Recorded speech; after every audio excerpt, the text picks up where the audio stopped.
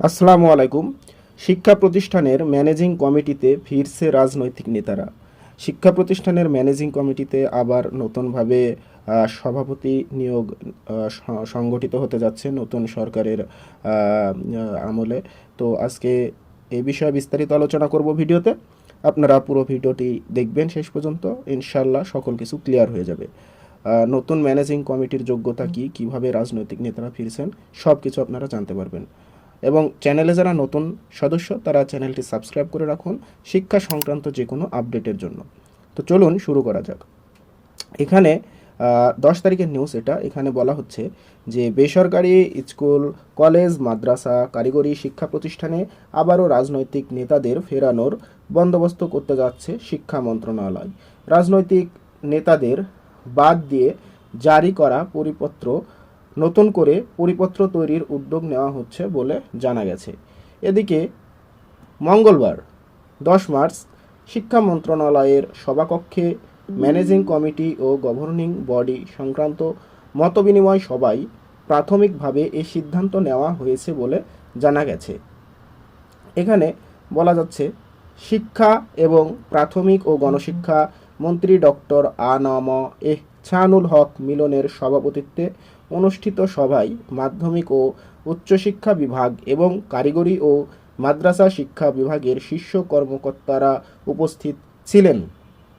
তো এখানে এই উপস্থিত সভায় এক কর্মকর্তা দ্য ডেইলি ক্যাম্পাসকে বলেন, এটা একটা অনলাইন পত্রিকা, বিশ্বস্ত, আপনারা সবাই জানেন। এখানে বলা হয় ম্যানেজিং কমিটিতে বিদ্যুৎ শাহী সদস্য, দাতা সদস্য, শিক্ষানুরাগী ব্যক্তিদের যুক্ত করার বিষয়ে নির্দেশনা এসেছে। এ পদগুলোতে মূলত স্থানীয় রাজনৈতিক নেতা কিংবা তাদের অনুসারীরাই থাকেন। ফলে অঘোষিতভাবে শিক্ষা প্রতিষ্ঠানের ম্যানেজিং কমিটির সভাপতি পদে আবারও রাজনৈতিক নেতাদের বসানোর নির্দেশনা এসেছে। স্থানীয় জনপ্রতিনিধিদেরও সভাপতি হওয়ার সুযোগ থাকছে বলে জানিয়েছেন ওই কর্মকর্তা। এখন আসি, সভাপতি হতে কি যোগ্যতা লাগবে, শিক্ষাগত যোগ্যতা কতটুকু প্রয়োজন বা প্রয়োজন নেই এ বিষয়ে বলবো। এখানে বলা হচ্ছে বেসরকারি শিক্ষা প্রতিষ্ঠানের গভর্নিং বডি ও ম্যানেজিং কমিটির শিক্ষাগত যোগ্যতার শর্ত শিথিল হতে পারে। সভাপতি হতে ন্যূনতম শিক্ষাগত যোগ্যতা স্নাতক পাশের নিয়ম বাতিল করার চিন্তা করছে সরকার। জানা গেছে ম্যানেজিং কমিটি ও গভর্নিং বডির সভাপতি হতে ন্যূনতম শিক্ষাগত যোগ্যতা স্নাতক পাশের নিয়মটি বাতিল করছে সরকার। প্রবিধানমালার সংশোধন করে সভাপতির শিক্ষাগত যোগ্যতা শিথিল করা হতে পারে। এতে সভাপতির শিক্ষাগত যোগ্যতা আগের নিয়মে ফিরবে। সে অনুযায়ী ম্যানেজিং কমিটি বা গভর্নিং বডির সভাপতি হতে শিক্ষাগত যোগ্যতার প্রযোজ্য হবে না। শিগগিরই এ সংক্রান্ত আদেশ জারি করা হবে বলে জানা গেছে। সভায় অংশ নেওয়া কর্মকর্তারা জানান, বেসরকারি শিক্ষা প্রতিষ্ঠানের ম্যানেজিং কমিটি বা গভর্নিং বডির সভাপতির শিক্ষাগত যোগ্যতা ন্যূনতম স্নাতক হওয়ার নিয়ম আর থাকবে না।